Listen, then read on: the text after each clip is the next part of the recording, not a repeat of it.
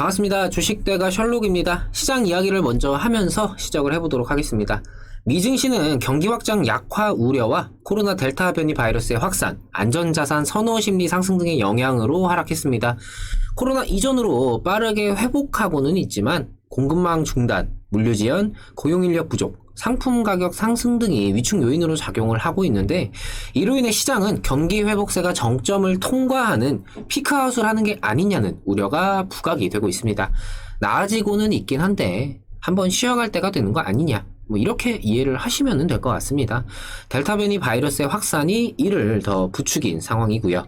며칠 전부터 시장 관련해서 불안한 상승 랠리를 이어가고 있다라고 말씀을 드리는데, 지금의 이 피크아웃 우려는 지극히 자연스러운 상황으로 시장에 대해서는 지금처럼 우려와 해소가 반복적으로 뒤섞이면서 진행이 될 수밖에 없습니다.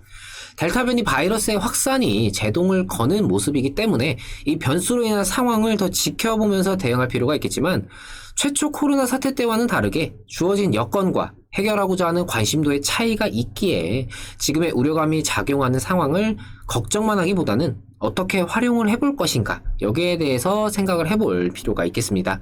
오늘 카카오게임즈 관련해서 말씀드려보도록 하겠습니다. 제가 올려드리는 영상은 한 번으로 끝나는 게 아니라 주기적으로 올려드리면서 그날그날의 상황과 이후 전망에 대해 수정하고 보완해 나가면서 매매에 참고하실 수 있도록 진행을 하고 있습니다. 구독만 해두시면은 이후에도 변화하는 상황들에 맞춰서 내용을 확인하실 수가 있으시니까요. 구독과 좋아요 한 번씩 부탁드립니다.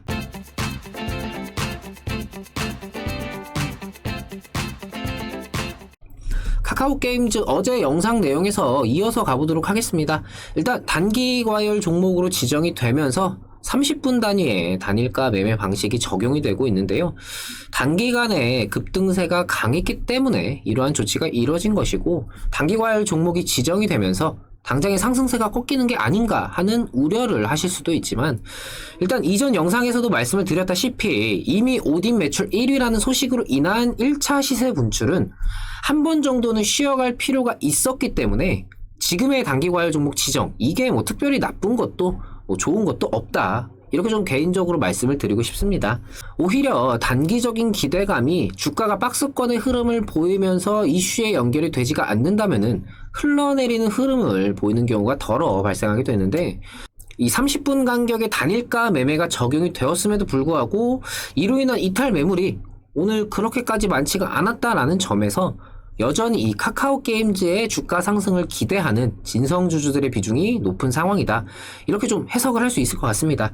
주어진 상황 자체는 말 그대로 쉬어가는 흐름일 뿐, 이것 자체가 당장 주가에 미치는 영향은 제한적이기 때문에 이후에 나올 이슈로의 연결에 대한 이 기대감만 더욱더 커진 상황이다, 이렇게 볼 수가 있을 것 같습니다. 이번 단기 과열은 일단 금요일까지 3거래일간 진행이 되면서 금요일 종가가 어제 종가인 76,100원 대비 20% 이상이 높을 경우에 3거래일이 연장이 됩니다. 그러지 않는다면은 금요일로 좀 종료가 되겠죠. 지금처럼 쉬어가는 흐름을 보이면서 단기 과열을 좀 벗겨내고 주말 동안 매출 순위 1위를 그대로 유지를 하면서 다음 주 재차 2차적인 시세 분출을 나타내는 게 현재로서는 카카오게임즈에 좀 바랄 수 있는 가장 긍정적인 상황이 될 것 같습니다. 현재 오딘은 출시 이틀간 150억 원가량의 매출을 내었고, 현재는 일평균 매출이 10억 원대 후반 정도로 추정이 되고 있는 상황인데요. 일단 매출 순위 1위 자체를 지금도 지키고는 있기 때문에 상황 자체는 긍정적인 상황이 유지되고 있습니다.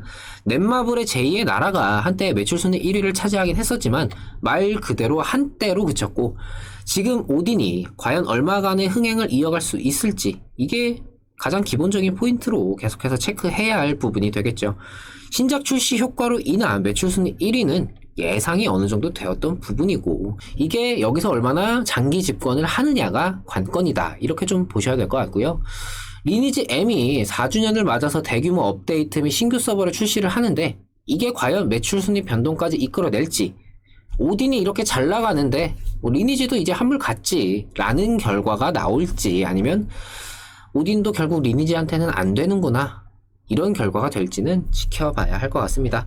결국 신작 게임의 가장 큰 경쟁자는 기존 게임이 아니라 또 다른 신작 게임이라는 점을 다시 한번 좀 생각을 해볼 필요가 있을 것 같고, 리니지 M의 이번 4주년 기념 대규모 업데이트가 어떻게 작용을 하면서 금요일까지 이 단기 과열 상태인 카카오 게임즈의 주가에 당장의 영향을 좀 미치는지 이것도 좀 지켜봐야 될 필요가 있겠습니다. 정리를 해보자면은 현재 오딘의 흥행은 새로운 IP로 인한 성공인 만큼 의미가 크다라는 생각이고요. 이번 단기 과열 종목 지정은 현재 오딘의 흥행 지속 여부에 주가 자체가 좀 달려있는 만큼 오히려 쉬어가는 흐름으로 나쁘지 않게 작용을 할 수가 있다. 지금의 이 쉬어가는 흐름을 이어가면서 변수인 리니지 M의 대규모 업데이트가 매출 순위에 변동을 주지만 않는다면은 주말까지 1위를 수성을 하면서 단기 과열을 좀 벗겨내고 이후에 2차적인 상승을 노려볼 수 있다. 이렇게 좀 말씀을 드리도록 하겠습니다.